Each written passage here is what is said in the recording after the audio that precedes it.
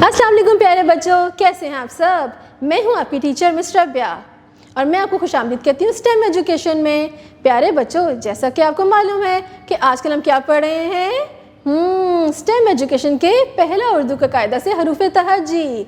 इससे पहले आप बहुत से हरूफ सीख चुके हैं, उसकी अदायगी, लिखना, बोलना, उससे शुरू होने वाले अल्फाज भी सीख चुके हैं। आज मैं आपको करवाऊंगी एक नया हरफ, लेकिन उससे पहले मैं दिखाऊंगी एक तस्वीर।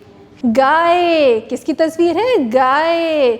और गाय तो आपको पता है कि इससे हम दूध हासिल करते हैं और इसको हम पालते भी हैं। तो प्यारे बच्चों, आपने देखा कि बड़िए के ऊपर एक अलामत है, उसे क्या कहते हैं?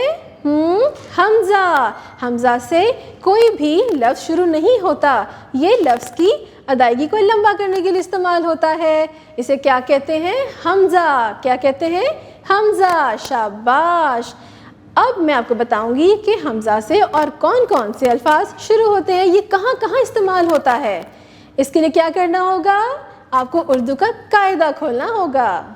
तो प्यारे बच्चों, ये देखें आपके कायदे के सफ़े पे क्या बना हुआ है। ये देखिए, एक बड़ा सा बेड है जिसे बिस्तर कहते हैं, और इसके ऊपर क्या है? ये मोटा मोटा सा, ये है रज़ाई। क्या है ये? रज़ाई। और आपने देखा कि रज़ाई छोटी ये के ऊपर क्या लिखा हुआ है? हमज़ा। क्या लिखा हुआ है? हमज़ा। इसे क्या कहते हैं? रज़ाई, जो हम सर्दियों में लेते हैं, जो हमें सर्दी लगती है। शाबाश। अब ये देखें, ये बेड के पास एक टेबल पे क्या है? ये है चाय। क्या है ये? चाय। तो बच्चों, बड़िए के ऊपर कौन सी अलामत है? अभी मैंने क्या बताया था? शाबाश, हमज़ा। क्या है ये? हमज़ा।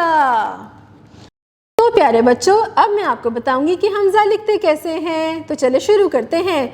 छोटी सी एक हुक बनाएं, नीचे तिरछी लाइन लगाएं, तो क्या बना? हमज़ा। छोटी सी एक हुक बनाएं, नीचे तिरछी लाइन लगाएं, तो क्या बना? हमज़ा। शाबाश। तो प्यारे बच्चों, आज आपने एक नया हरफ सीखा, हमज़ा। इसका इस्तेमाल हमने सीखा कि ये कौन से अल्फाज में आता है, और इसके में एक्टिविटीज़ भी की। उम्मीद है आपको बहुत मज़ा आया होगा और आपने बहुत कुछ सीखा होगा।